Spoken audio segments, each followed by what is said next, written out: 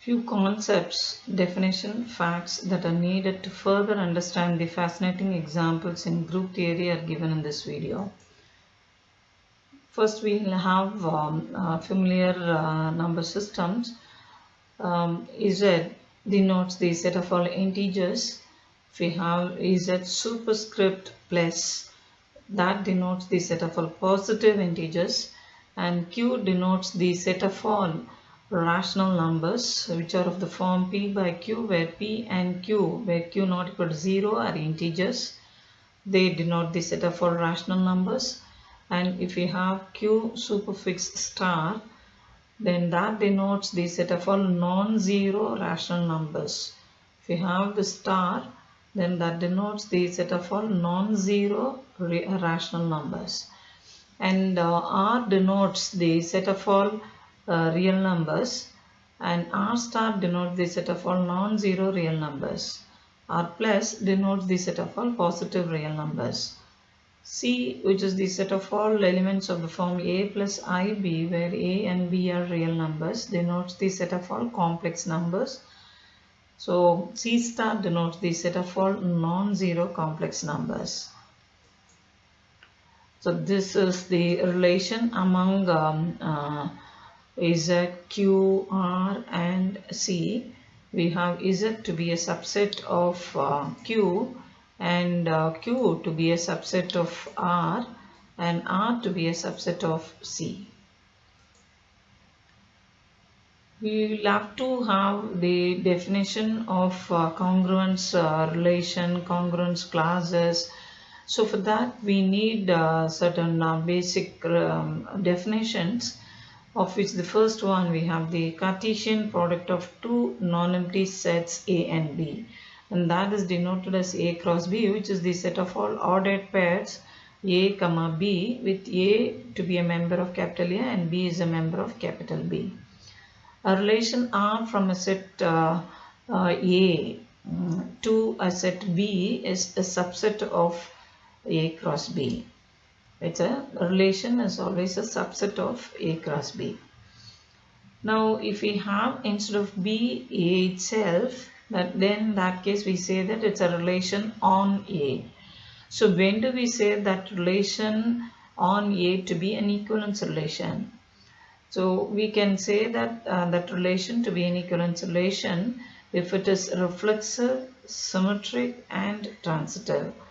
Reflexivity means that for every element A in A is related to itself. For every A in A is related to itself.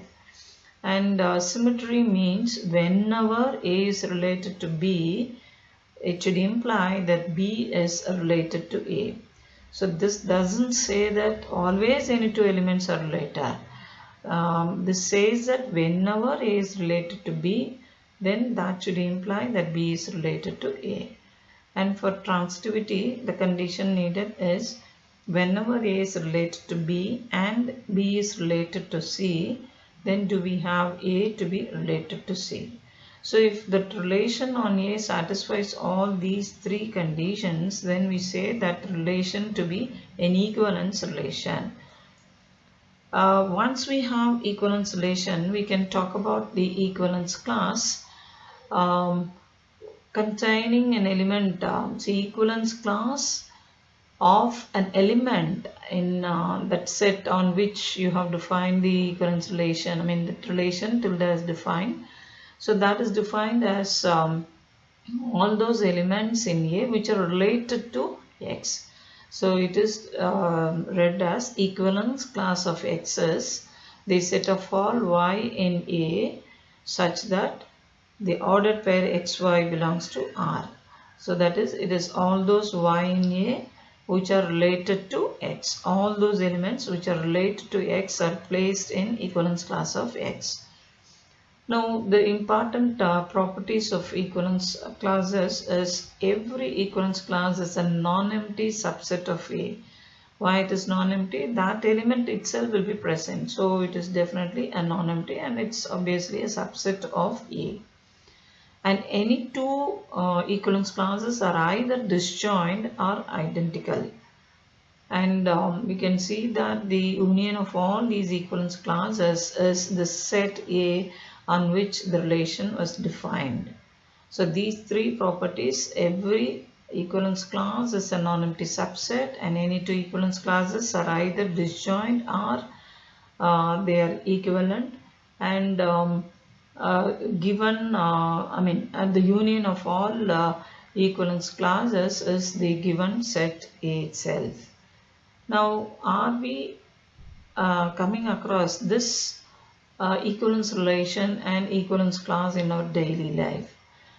Answer is yes, because if we have hair clips which are placed like this, say, and we want to arrange it in this way, then what is that we are using? It is the equivalence relation and equivalence clause concept that's used in arranging this. So how it is arranged? You collect the clips which are of the same color. That is, if I consider, if I pick up on this purple color, then what are all of the same color I collect and I consider that, and then this pink color, like that. So it is two elements are related in this. It's a collection of elements, it's a set. So in that we can define two elements are related if and only if they are of the same color. So based on that we can group like this, and so we have each one. This is equivalence class of this particular color. This is equivalence class of this particular color, and so on. The union of all this will give back the same thing. And any two are either disjoint or identical. We have seen as the property here, they are disjoint. So we have the use of equivalence clause or equivalence relation in our daily life.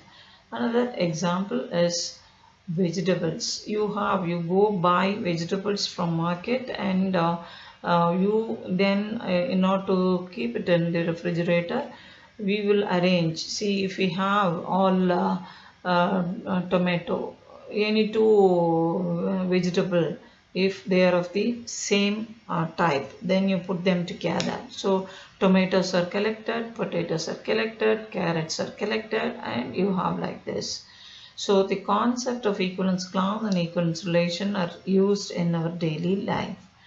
Now coming to the particular equivalence relation, we consider the set to be the set of integers, and on that we define this relation, namely any two elements A and B are related if and only if n divides A minus B. What is that n? N is a number, positive integer which is greater than 1. A and B are members of Z. We define a relation tilde on Z. We have got a set, we have got a relation. How it is defined? It is defined in this way. A is related to B, and here that notation is A is congruent to B modulo n if and only if n divides A minus B. Now the definition of A dividing B means you can write your B as integer times A. For example, 2 dividing 6, you have 6 being written as integer times 2. Okay, 3 into 2. So it can be easily verified that this relation is an equivalence relation, and that relation is called congruence modulo n relation. And why it is an equivalence relation? Because all these conditions can be easily checked. N divides A minus A means A is related to itself. Whenever A is related to B, which means N divides A minus B. And this obviously implies that N divides B minus A, which means that B is related to A. Whenever A is related to B, which means N divides A minus B. And B is related to C, which means N divides B minus C. So these two together gives N dividing A minus C, which means that A is related to C. So we have the equivalence relation. So once we have equivalence relation, we can talk about the equivalence class. They are called congruence classes. To collect the members of congruence classes, say if I have n to be 2, that means A is congruent to B modulo 2. That is the relation that's defined on Z. Then how we can group the elements?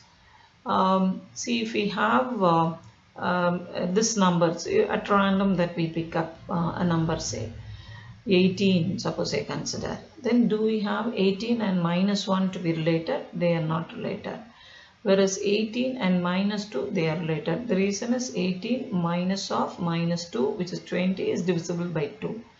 Whereas 18 minus of minus 1 is 19, not divisible.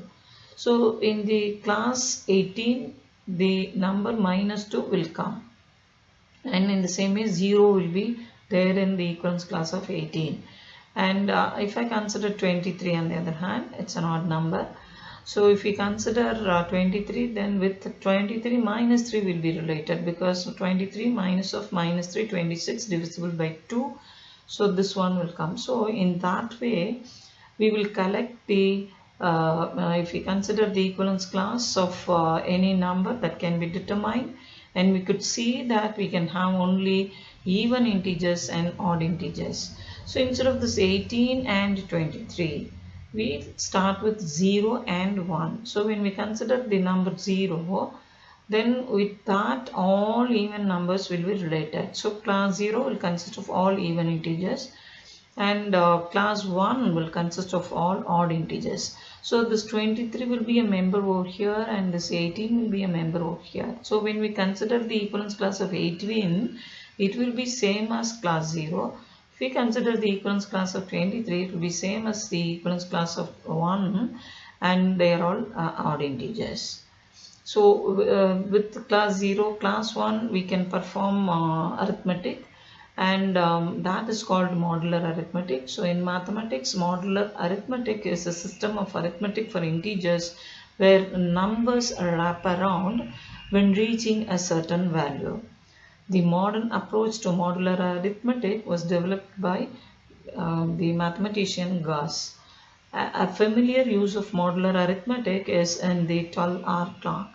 See, when we here in the railway station that the next train arrives at 20 hours, then the clock has only from 1 to 12. So 20 hours means we'll have to have it as 20 modulo 12, which is 8. So 8 p.m. So we conclude that when the train arrives at 20 hours means it is arriving at 8 p.m. So that is the familiar modular arithmetic that we use in everyday life. So now if we have, see, it's something like we have, suppose we have an apple cutter. Using this, we can have, we can cut the apple into so many pieces. So likewise, if we have Z, when we consider we can say it as, say, the cutter to be A congruent to B mod 2. It will cut, it will slice your Z into 2. It is your set of even numbers, which is class 0, and set of odd numbers, which is class 1. So when this is the relation that's defined on Z, it will slice Z into 2 pieces like this. And suppose we have the same Z and we use this cutter, say A congruent to B mod 3, it will cut this Z into 3 pieces, class 0, class 1, class 2. So, and the process continues. So the equivalence classes are called congruence classes modulo n, and in the case of class 0, which is set of all x in Z, such that x is congruent to 0 mod 2 consists of all even numbers, class 1 will consist of all odd numbers. And here remember that this class 0 is different when we have this to be the relation on Z. This class 0 is different when we have A congruent to B mod 3. So even though we write them as class 0, class 1, class 2 and so on, depending on the context, they represent the elements like even integers or odd integers or multiples of 3, multiples of elements of the form 3k plus 1, elements of the form 3k plus 2, and so on. So it will look alike, but context is very important. So if we have all these congruence clauses, put them in a set, we can denote that as z suffix n. And on this we can define two operations, addition modulo n and multiplication modulo n, which are defined in this way.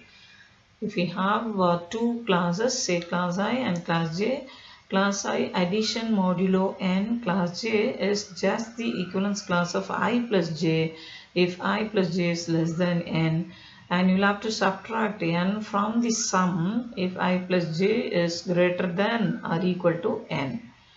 And the multiplication is defined in this way. Multiplication modulo n, it is class I multiplication modulo n class j is just class I into j if ij is less than n, and it is the equivalence class of R if ij is greater than or equal to n, where R denotes the remainder when ij is divided by n. Now, before we know what do you mean by a group, in fact it's an algebraic structure, we have let us have this discussion. That is, suppose I want to make peanut boards, say peanut jaggery boards actually. So for which what all that we need? So first we need to have peanuts, and then jaggery syrup, and then method, that is how we have to prepare it.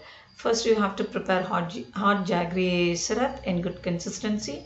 Pour the prepared hot jaggery syrup on the peanuts. You have to mix it well. Grease your fingers with ghee and make even sized boards out of the mixture. So you need to have ingredients, binding agent, and the methodology to do it. That is set of instructions that is needed to prepare the peanut jaggery boards. Now in the case of algebraic structure 2, we have to have a set and a binary operation, or it depends. See, suppose I have ternary structure, I need to have ternary operation. So in some cases I need to have only one operation, in some cases I may need two or more operations, and then we need to have a set of axioms. So set, operation, axiom together only gives an algebraic structure. Now in the case of groups, we have a set, say G, and then an operation, binary operation, say star, and set of axioms, namely closure, associativity, existence of identity, and existence of inverse.